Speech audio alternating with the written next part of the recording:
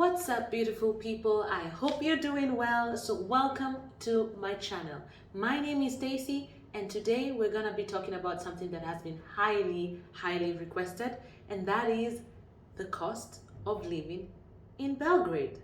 So I have been living here for maybe about 4 months, and yes, I do qualify myself and certify myself to be able to give this information, but I will give you information based on my experience and also based on research and people that have lived here. So before further ado, guys, let's jump right into this video. So if you haven't subscribed to my channel, please make sure to go down below and hit that subscribe button so you do not miss out on any other video that I post. Make sure you do that to also join the family. Make sure to give this video also a big thumbs up. Yeah, please do that. I will really appreciate it. Goes a long way into helping the visibility of the channel and growing the channel.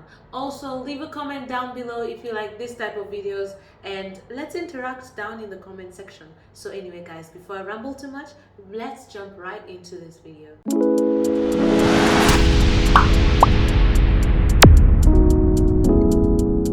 Number one thing I want to talk about is housing. So please note that the housing also is dependent on a few factors. One is the location where you are located. Example, we live at the city center, so this is expected that it is obviously a little bit higher because of the proximity. I love the flexibility of it because I can walk to most of the places that I want to go to. I can walk to the supermarket, to the city center, I can walk to everywhere. So the proximity is a really important thing for us. Again, if you're looking for, if you want to go to farther places, a little bit farther from the city, you can definitely also do that because the transport is you can very easily move around within the city using the transport system that they have already in place. So the housing depends on also other factors like how big is the apartment? Is it fully furnished apartment? Is it newly renovated? And so many other factors. So one thing I would want to say, averagely for a large apartment, the cost would go between maybe 150,000 to 800,000. So averagely that would be the cost depending on the location. So that's the cost in Belgrade depending on the location. In large, we're talking about 2-bedroom apartment ideally. And we also would go for something, if you're going for something medium priced, there's houses that range between $350 to maybe about $500. You can definitely find such houses. You can also find smaller houses that range from $250 to $400. So there's something for at least everyone, and I think the cost of housing is quite affordable and reasonable. Other thing I want to talk about is transportation. Like I told you, how the transport system is structured within Belgrade is it's very easy to move around the city using the tram system and the buses. So that's one of the things that I would highly recommend is using the bus because it is relatively cheaper compared to other means of transport.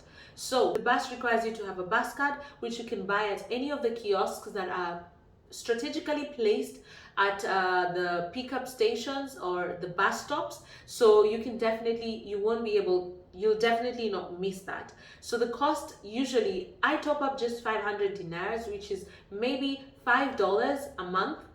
And honestly, because I'm able to walk to most of the places that I want to go to and get my exercise in, so definitely affordable. But if you're using taxis, I would highly recommend apps like Yandex that are relatively cheaper. You can just to give you a scenario, I'm trying to figure out how to give you a scenario of what the pricing is. So maybe I used one for a 15 to 20 minute drive. You could spend just a random taxi on the streets. A 15-minute drive could cost you maybe around 600 dinar, which is maybe $6. And I've also had people who've taken taxis from Belgrade to Novi Sad, which is maybe 1 hour 30 minutes distance, have used around $10, which I think is relatively expensive if you compare it to the bus system. So my advice is use the buses to move around. If you want to even go from here to another city, you can use apps to hire and rent a car, which are cheaper compared to taking a taxi. So example, you can use a company that is called Carwiz that rents out cars. It charges around $20 a day, which of course this price can even go down depending on how long you hire the cars. So the longer, of course, the cheaper the price is going to be. So I would recommend that than taking taxis out of town. But within town, I recommend using the bus system. So cost of transport, I think, is actually quite reasonable. There is various apps that you can use for taxis that I will leave in the link down below. I will also leave the names of the car hire companies in the description bar as well if you're interested in checking that out. Another thing I want to talk about is food. So food is very diverse. It's really very diverse because I think different people will spend differently.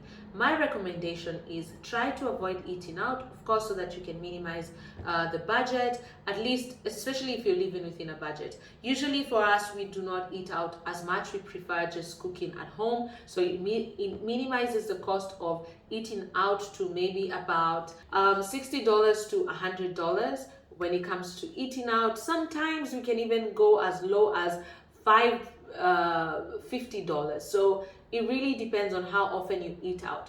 But ideally, the cost of buying food is, I want to say, we spend a budget of maybe $300 a month on food. This is vegetables, supermarkets, this type of thing. Again, it depends on what exactly you're buying. If you eat as much avocados as I eat, then of course the cost will pile up, because I believe, like I mentioned in the previous video, an avocado, I love avocados, guys. This is why I'm talking about avocados this much. So the cost of avocados is probably about 250 dinar, which is $2.5 or $2 to $3, which I think is really costly for avocados. And things like mangoes are just ridiculously expensive. But of course, if you're buying this type of things that are very expensive, it kind of piles up to the cost of your overall expenditure. But ideally, you could spend, and remember, we are two people. I live with my husband here, so the cost is also, it racks up depending on how many people you're living within the household. But ideally, I think for one person, you could honestly spend between $100 to $200. So yeah, that would be my budget recommendation for food. So for things like, I want to call them utilities, for things like gas, things like internet, all these things, of course, matter depending on the season. So of course, during winter, you use a lot of heating in the house, so the cost of gas is relatively higher. So ideally, you'd spend maybe $100 on utilities. If you're putting internet, or if you want to use extra things or have extra things like sports channels, which we have, of course, that will raise the cost of utilities or your monthly cost. So my thing is, if you want to avoid unnecessary costs, then you do not need to take up this type of things. However, like for monthly, I do have a monthly telephone bill that I pay. This gives me unlimited budget, unlimited internet, unlimited phone call bundles and text message bundles. So I use a telephone service, a communication service provider called Telenor, and yeah, I usually pay maybe around 3,500 dinar, which is like $35 a month. So yeah, I think that's relatively fair if you consider if it's unlimited. However, if you're not outdoor a lot, or if you're not making calls, then I think that could be unnecessary for you.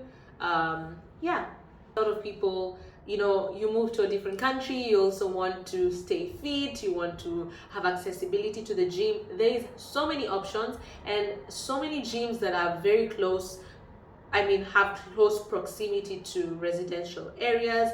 Like the gym I go to is literally just a 5-minute walk to where I am. I wanted to choose that because, especially during winter, I didn't want to have to go so far to go to the gym. Cost of paying the gym is maybe about the cost of paying the gym is about 2,900 dinar, which is maybe $29 for women, and then it's slightly more expensive for men. I do not understand why, but the cost for men is 3,500 dinars, which is $35 per month.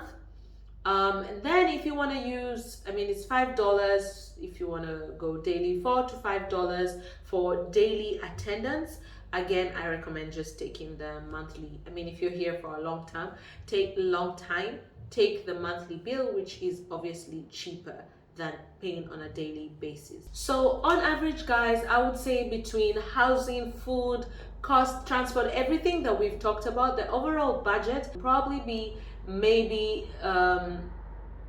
60,000 dinar to 150,000 dinar. This is, yeah, I've put a very huge gap because it depends on, I mean, how your lifestyle is, how many people you are, where you stay, so many factors. I'd rack up the total budget to be $600, between $600 to $1,500 averagely if you want to come live here, depending on your budget. So I want to say it's relatively fair price compared to some of the West European countries, and also compared to a majority of the United States. So the cost of living here, I think, is quite affordable and it's a livable place. So you can also get so many other jobs. I know, especially as a Black woman, there's a lot of, I want to say not a lot, but there's opportunities because a lot of companies, advertising companies, are looking to have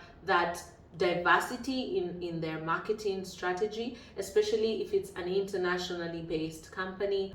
That's it, guys, for this video. I hope you enjoyed it. I hope it was helpful. I tried to do this as quick as possible. I feel like I maybe I've rushed this video. I hope it was helpful, guys. Please let me know in the comment section down below, and then tell me what more you'd love to know, love to hear about, and I can create more videos on this. Hopefully in the next videos we'll be doing more activities and not doing sit down videos, because I do miss being out there, being filming videos for you and showing you my day-to-day life. Let me know if you want to see those videos as well. And yeah, guys, thank you so much for watching. Thank you for your engagement. Thank you for liking this video, for subscribing, guys. You do not know how important that is for me, because it helps my channel grow, and it helps to for me to be able to create more content for you. So guys, thank you so much for this video, and I am